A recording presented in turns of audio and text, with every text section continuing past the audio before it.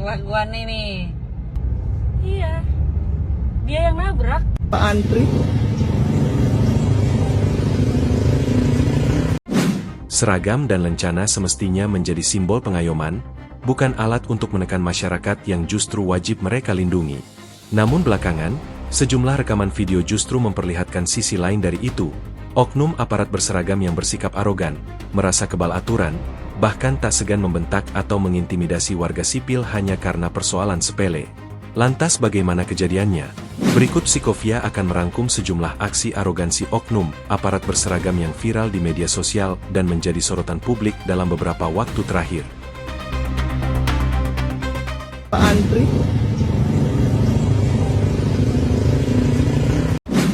Laporan dari warga memperlihatkan seorang prajurit tentara dengan motor dinasnya sedang mengisi bahan bakar jenis Pertalite, diduga di salah satu SPBU di Sulawesi Utara. Peristiwa ini terekam dalam video yang beredar pada Selasa 4 Agustus lalu. Dalam rekaman tersebut, pengendara motor dinas terlihat datang dan langsung menuju bagian paling depan jalur pengisian bahan bakar, tanpa mengikuti antrian yang ada. Kendaraan dinasnya kemudian berada tepat berhadapan dengan sepeda motor milik warga yang sebelumnya sudah lebih dulu mengantri. Menurut keterangan perekam video, warga yang telah menunggu giliran hanya bisa menyaksikan kejadian tersebut tanpa memberikan teguran maupun meminta penjelasan kepada pengendara berseragam itu. Petugas SPBU pun tidak terlihat menegur atau meminta pengendara tersebut untuk kembali ke posisi antrian. Rekaman ini kemudian beredar luas di media sosial dan memicu beragam tanggapan dari warganet yang menyayangkan dugaan aksi penyerobotan antrian tersebut. Sejumlah warganet berpendapat, seluruh pengguna SPBU seharusnya mengikuti aturan antrian tanpa membedakan profesi maupun status termasuk anggota TNI, yang semestinya justru menjadi contoh kedisiplinan bagi masyarakat. Hingga saat ini, belum ada keterangan resmi dari pihak terkait, baik dari SPBU maupun institusi TNI, mengenai identitas prajurit dalam video maupun kronologi lengkap peristiwa tersebut.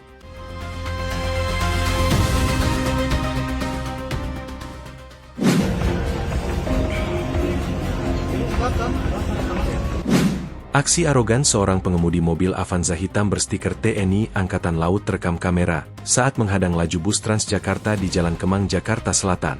Sebuah bus Transjakarta Koridor 6N rute Ragunan Blok M saat itu sedang berhenti di pinggir jalan untuk menurunkan penumpang. Di tengah kondisi lalu lintas yang padat, sebuah mobil Toyota Avanza berwarna hitam berplat nomor B1122 DKD mencoba menyalip bus tersebut dari sisi jalan yang sempit. Namun, upaya menyalip itu gagal, pengemudi Avanza tersebut diduga emosi, kemudian memepet dan menghadang laju bus hingga berhenti secara paksa di tengah jalan. Pengemudi bahkan turun dari mobilnya dan mencoba untuk mengambil foto sopir bus tersebut, serta menunjuk-nunjuk sambil melontarkan kata-kata keras.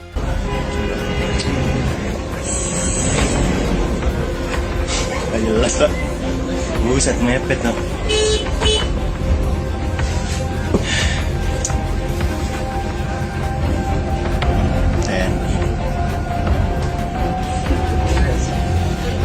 Orang tua.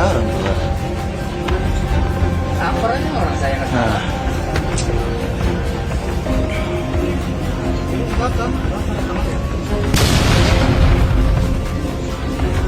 Oh my god.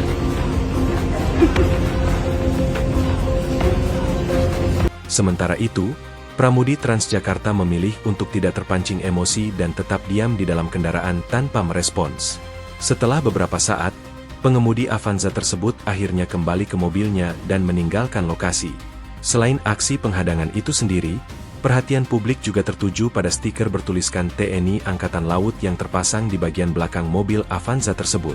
Sebagai institusi yang dikenal memiliki disiplin dan kehormatan, TNI seharusnya menjadi contoh bagi masyarakat dalam menjaga sikap, ketertiban, dan etika di ruang publik.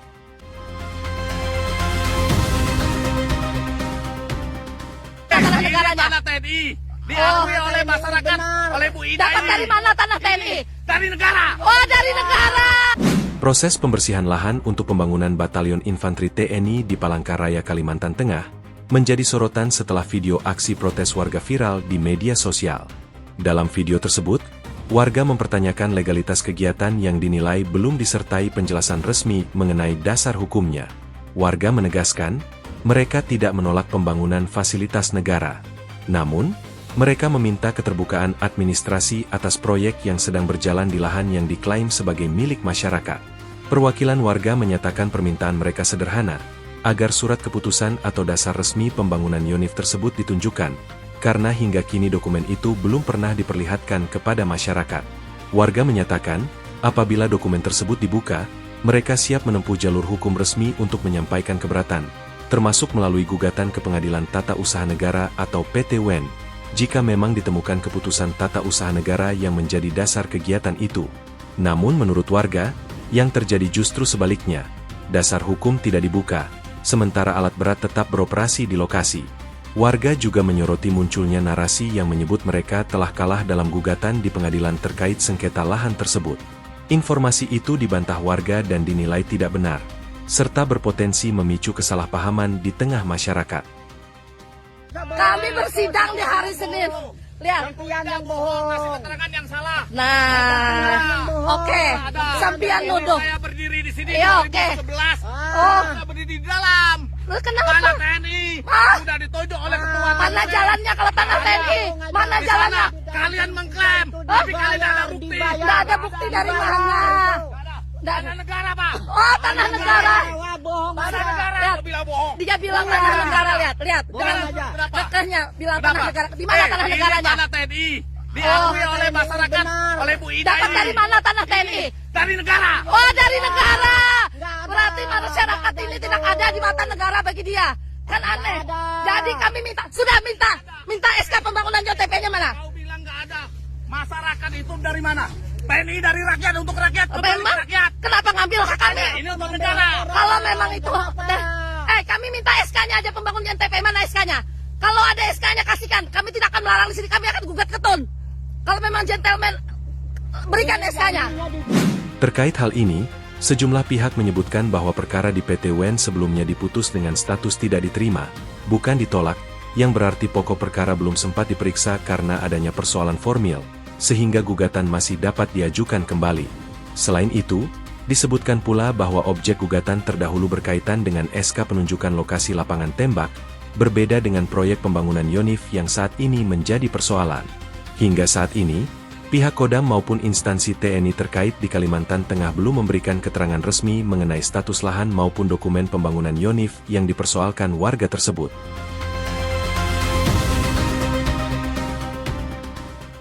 TNI dan aparat keamanan lainnya semestinya hadir sebagai contoh bagi masyarakat, bukan sebaliknya. Seragam dan atribut kedinasan bukan alat untuk mendapat keistimewaan atau bertindak semena-mena di ruang publik, melainkan simbol tanggung jawab untuk melindungi dan mengayomi warga. Ketika oknum justru menyalahgunakan posisi atau atributnya untuk menyerobot hak orang lain, memaksakan kehendak, atau mengintimidasi warga sipil, kepercayaan publik terhadap institusi turut dipertaruhkan.